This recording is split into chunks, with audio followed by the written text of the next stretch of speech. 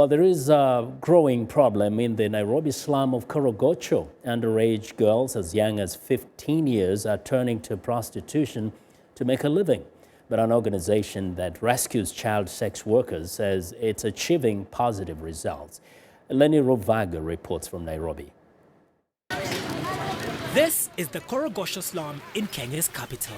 Some 200,000 people live in Korogosho, and most here eke out a living by working in industries nearby.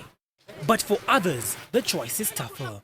19-year-old Susan Muthoni became a prostitute at 16. Her parents died when she was just 10 years old, and the relatives who took her in mistreated her.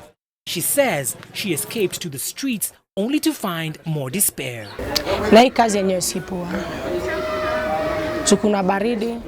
There's the harsh weather to contend with, especially the cold. Plus the money that clients pay is too little.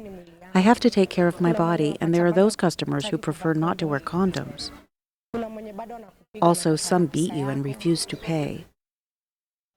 I would like to stop what I'm doing if I get a place where they can advance me some money to start a business.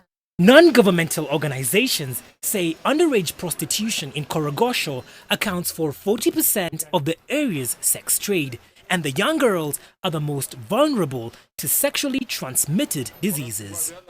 Kenya's Ministry of Health says 12% of people living with HIV are children 15 and under. A group called the Miscoach Initiative is working to change this. It was formed in 2001 to stop the high incidence of rape in the slum. They basically started it to curb the rape cases that were rampant and to sensitize girls to stand up for their rights. Coordinator Rukia Nyambura says empowering girls is the best way to combat the sexual exploitation.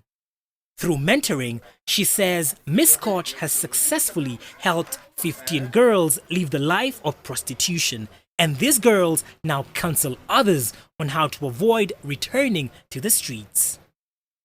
25-year-old Linda Morgan is one of the success stories.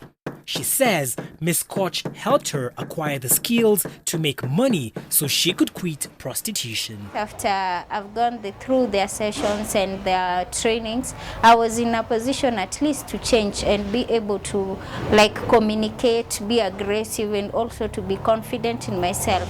I know that after street there is something else better to do, that you can sustain yourself and have a better livelihood.